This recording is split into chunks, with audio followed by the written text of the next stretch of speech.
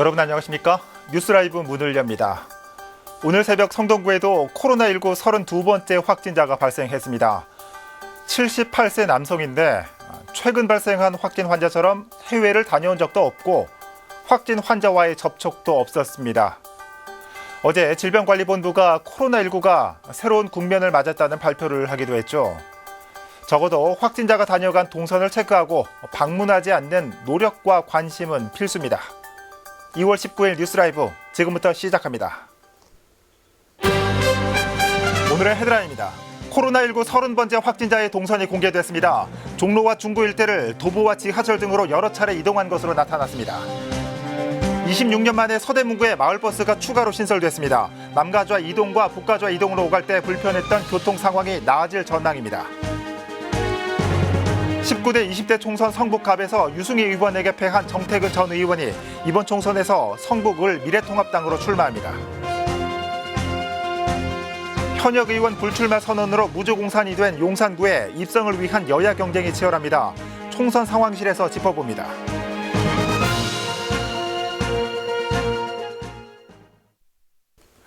먼저 질병관리본부가 어제 발표한 종로구 숭인동 거주 코로나19 30번째 확진자 이동 경로 전해드립니다.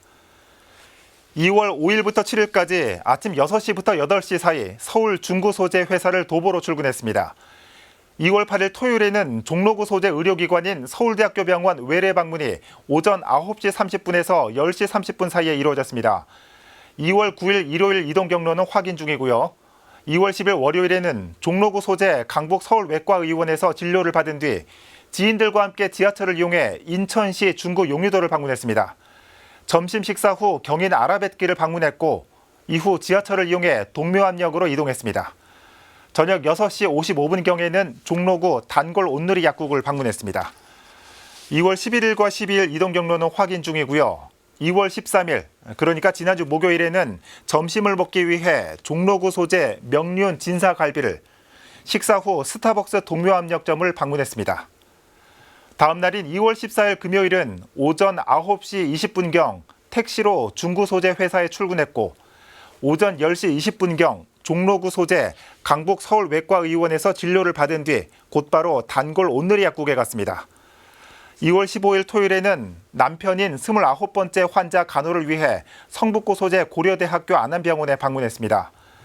지난 일요일인 2월 16일에도 고대 안암병원 방문 후 관할보건소 선별진료소에서 확진 판정 후 서울대학교 병원으로 이송됐습니다. 질병관리본부가 어제 발표한 코로나19 30번째 확진 환자의 이동 경로 살펴봤습니다.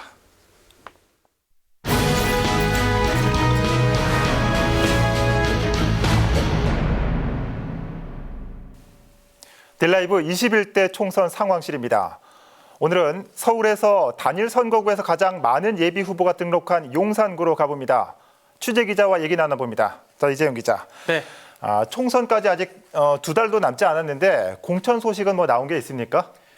네, 공천 소식과 관련해서 일단 미래통합당에서는 지난 12일이죠. 지역구 공천심사 면접이 진행됐습니다. 용산 1차 신청 마감 결과는 10대 1이었는데요. 네. 당내에선 전국 최고의 경쟁률입니다. 예. 용산에 등록한 미래통합당 예비 후보는 6명 맞습니까? 네, 맞습니다. 용산구의회에서 제4대와 5대, 7대 의원을 역임했고 지난 지방선거에서 낙마한 김경대 씨가 지난 5일에 등록하면서 용산의 통합당 예비후보는 총 6명이 됐습니다. 네. 이 6명과 더불어서 김강만 전 호남대학교 초빙교수와 이강원 전 한나라당 당대표특보 그리고 이일현 현 서울대학교 총동창회 이사가 지난 12일 당 공천심사를 받았고요.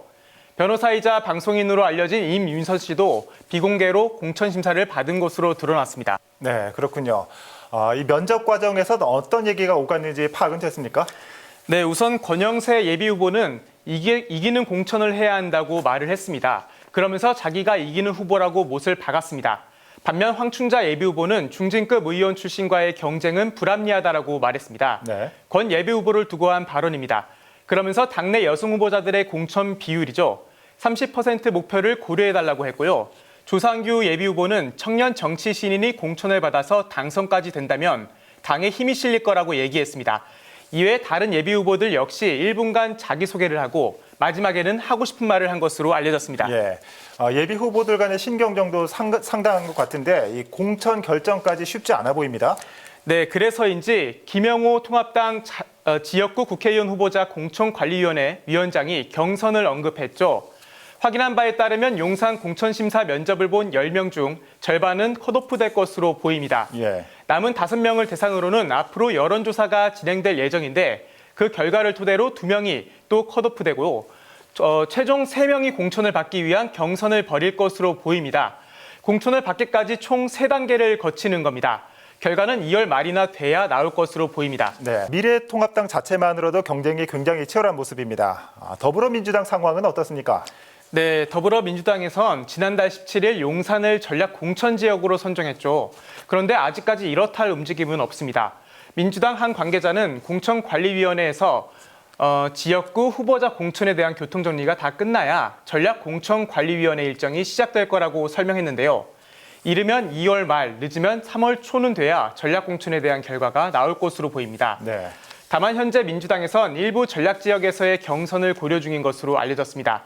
만일 용산이 경선 지역으로 재선정된다면 청와대 출신 4명과 서울시청 출신 1명, 총 5파전이 예고됩니다. 네. 입성을 위해서 여야 모두 치열한 모습입니다. 계속해서 군소정당 상황 살펴볼까요? 네, 일단 민중당에선 용산 후보자로 김은희 예비후보를 뽑았습니다.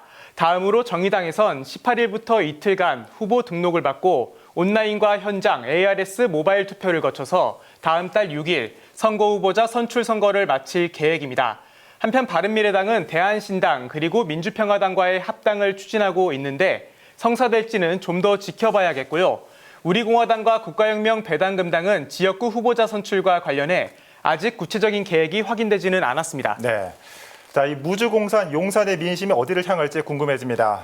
21대 총선 상황실 오늘 용산구 살펴봤습니다. 이 기자 수고했습니다.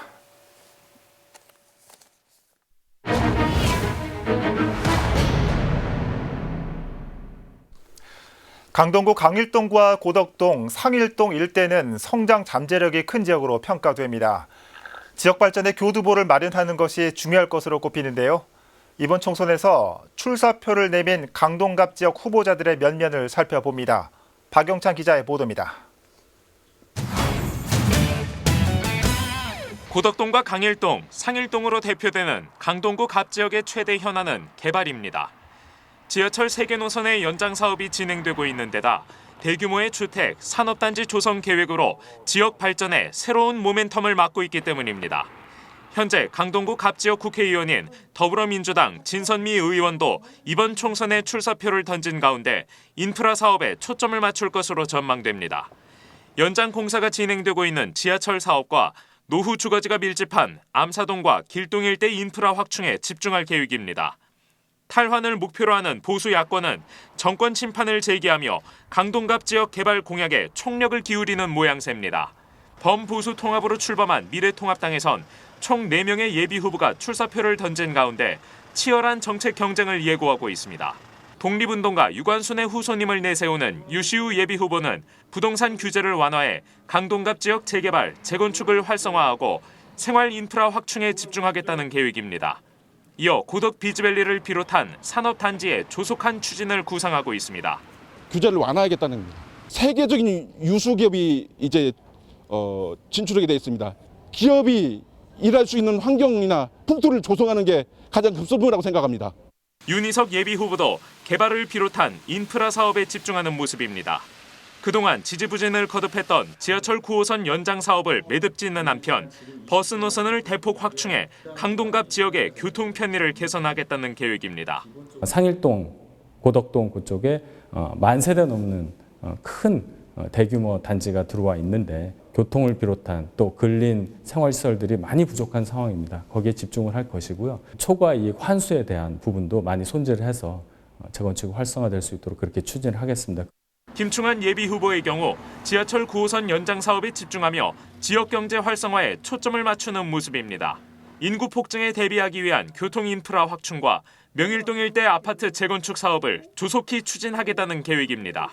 9호선 주거기 착공이라고 봅니다. 전통시장을 활성화시키는 것이 강동 경제에 아주 중요하고 임의용 또 이런 그 식당 같은 이런 쪽을 관광산업화해서 지역 경제를 끌고 가는 것이 중요하다 이렇게 보고 있습니다. 박승진 예비후보 역시 9호선 연장 사업의 조속한 추진을 핵심 공약으로 내세웁니다. 그러나 민주당 소속인 이정훈 강동구청장과 협업하는 형태의 인프라 정책 모델을 내놓으면서 보수 야권 후보들과 결을 달리하는 모습입니다. 지하철 연장 문제가 저는 제일 큰 거라고 생각하고요. 다 발전할 수 있는 그런 계기가 되도록 하는 게 저는 첫 번째라고 생각하고요. 다른 당이지만 우리 구청장님이랑 잘 협의해서 잘 풀어나가고 더 발전될 수 있도록 적극적으로 협조할 생각입니다. 한편 국가혁명 배당금당에서 강민정 예비후보가 등록한 가운데 강동구 갑 지역에선 총 6명의 예비후보가 경쟁을 치를 전망입니다. 딜라이브 서울 경기 케이블 TV 박영찬입니다. 지난 19대와 20대 총선에서 민주당 유승희 의원과 치열한 접전을 펼쳤던 정태근 전 의원이 미래통합당 소속으로 성북구에 다시 돌아옵니다. 이번엔 성북갑이 아닌 성북을에 출마합니다.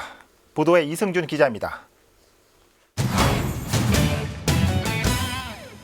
새누리당 소속으로 18대 성북갑 국회의원을 지냈던 정태근 전 의원. 지난 19대 20대 총선에서 민주당 유승희 의원과의 접전 끝에 아쉽게 배지를 내준 경험이 있습니다. 이번 총선에서도 성북갑 출마설이 돌았지만 지난 17일 공식 출범한 미래통합당 소속으로 성북을에 공천 신청을 완료했습니다. 정태근 전 의원은 자신이 그동안 갑 지역에 오랫동안 출마했기에 다른 후보들이 나올 수 없었다며 공정한 출마 기회를 주기 위해 을 지역에 신청했다고 밝혔습니다. 현재까지 성북을엔 민주당 기동민 의원과 통합당 민병웅 전 성북을 당협위원장의 대결 구도가 두드러졌던 상황.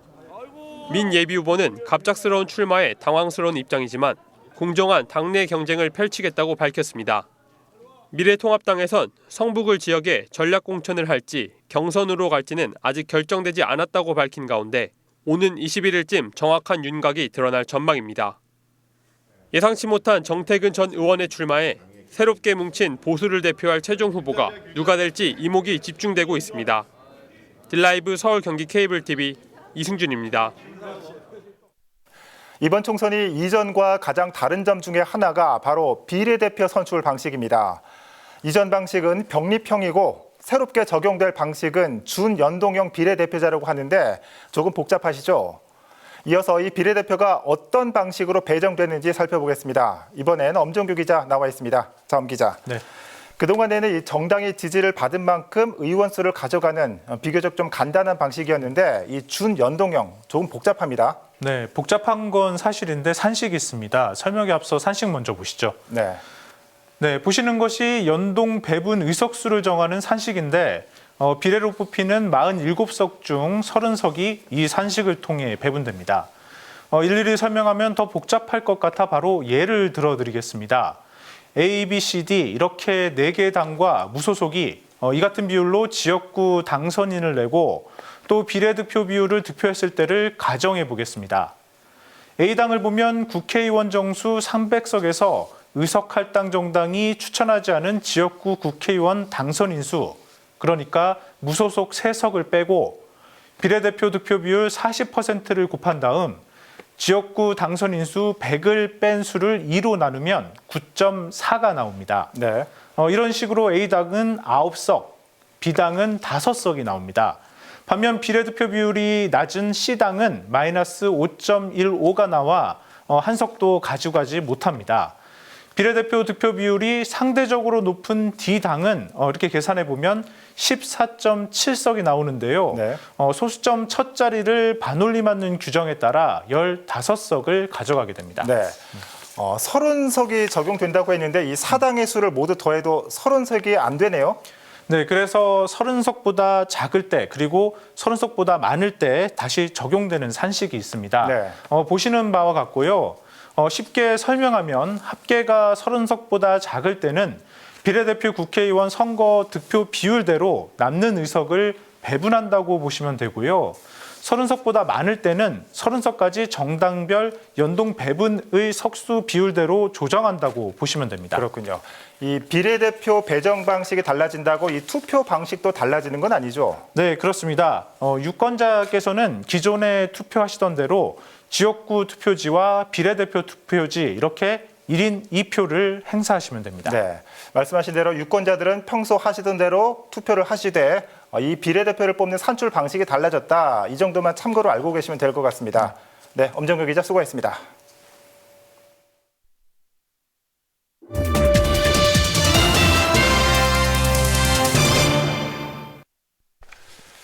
네, 26년 만에 서대문구에 마을버스가 추가로 신설됐습니다. 그동안 교통 불편이 컸던 남가주와 이동과 북가주와 이동 주민들이 지하철과 시내버스를 이용하기 편해질 것으로 보입니다. 이혜진 기자가 보도합니다. 서대문구 남가자동 주택가. 이곳 주민들은 증산역을 이용하기 위해 1.5km를 걸어야 합니다. 도보로 20분이 걸립니다.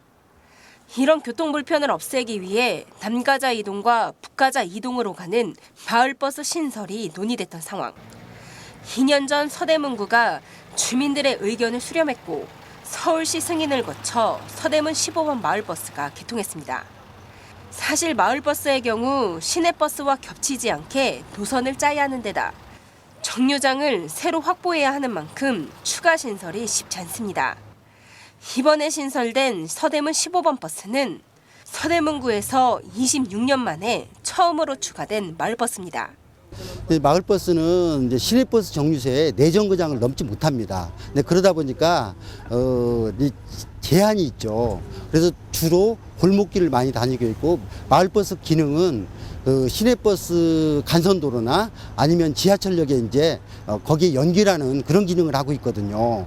서대문 15번 마을버스는 명지대 후문에서 출발해 가자역까지 왕복 4km를 운행합니다. 오전 6시부터 밤 12시까지 운행하며 배차는 10분 간격입니다.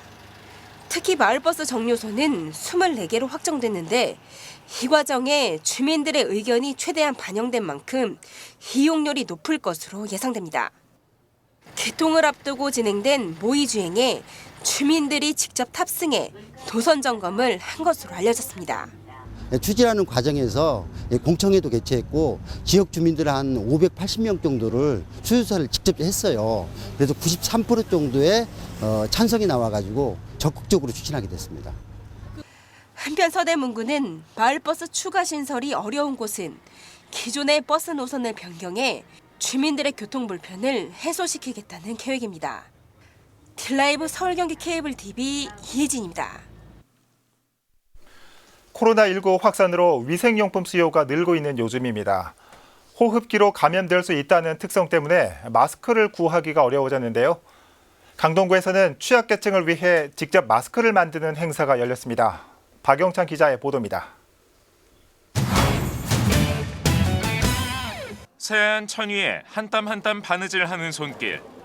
한 올의 먼지라도 묻을까 조심스러운 손길로 천을 다룹니다. 참가자의 정성이 담긴 천 조각은 우리 주변의 이웃을 위한 소중한 마스크가 됩니다. 지금 어디서 돈도 없고 어디서 구입할 데도 없잖아요. 그런 분들을 위해서 저희가 열심히 깨끗하게 청결하게 해가지고 만든 걸 소중하게 사용하셨으면 좋겠어요. 받으신 분들이. 강동구 새마을 부녀회와 강동구가 소외된 이웃을 위해 마스크를 만드는 행사를 열었습니다. 지난해 12월 중국에서 시작된 코로나19로 인한 감염병 공포가 우리나라까지 덮치면서 위생용품을 찾는 사람들이 크게 늘었습니다. 특히 일부 중국 상인들의 사재기로 국내에선 마스크 품귀 현상이 빚어지기도 했던 상황.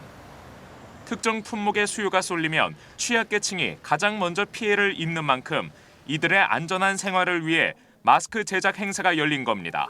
참가자들이 만든 마스크는 2장의 헝겊 사이에 교환할 수 있는 필터를 끼우는 방식으로 제작돼 반복 사용이 가능한 구조로 만들어졌습니다. 코로나19가 확산되면서 마스크 수요가 늘고 또 마스크를 구하기가 힘들어졌습니다. 강동구 관내 어린이집 아동들과 그리고 취약계층 장애인 시설에 전달될 예정입니다. 이날 제작된 마스크는 강동구 관내 어린이집을 비롯해 장애인과 취약계층 500여 명에게 전달됐습니다. 딜라이브 서울 경기 케이블 TV 박영찬입니다. 마포구가 코로나19와 관련해 특별 방역을 실시합니다. 방역 대상 시설은 지하철역 출입구 가드레일과 버스 정류장, 공원의 벤치와 자전거 보관소 등입니다. 방역 작업에는 환경미화원들이 참여하고 분무소독기와 소독걸레 등을 이용해 진행될 예정입니다. 또 마포구 16개 동의 새마을 자율방역대도 외국인 밀집 지역인 홍통거리와 경의선 숲길, 신촌 인근 모텔촌 등 주요 거점에서 매주 2회씩 고압 살균 및 분무소독을 실시합니다.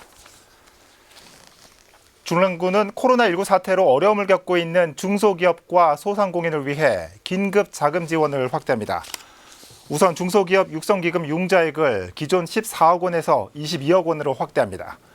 대출금리는 연 1.5%로 2년 거치 3년 균등 분할 상환 조건입니다. 또 서울신용보증재단과 연계해 피해 중소기업, 소상공인에게는 20억 원의 특별 신용보증 융자를 지원합니다. 성동구가 지난해 10월부터 12월까지 지속가능발전구역 내 상가 임대료 인상률을 조사한 결과 2018년 대비 평균 0.16%포인트 하락한 것으로 나타났습니다. 지속가능발전구역은 구가 젠트리피케이션 방지 목적으로 지정한 구역으로 성수 1가 2동의 서울숲길과 방송대길, 상원길입니다. 이번 조사 결과에 따르면 해당 구역 내 전체 임대료 인상률 평균은 2.37%로 2018년 대비 0.16%포인트 하락했고 평당 임대료는 9만 8천 원으로 2018년 대비 1.45% 증가했습니다. 또 젠트리피케이션 방지 상생 협약 체결 업체가 미체결 업체에 비해 임대료 인상률과 평당 임대료, 환산 보증금 등 모든 지표에서 낮은 수치를 나타냈습니다. 특히 상생 협약 체결 업체의 평균 영업기간은 75개월로 미체결 업체 평균인 56개월보다 19개월가량 긴 것으로 조사됐습니다.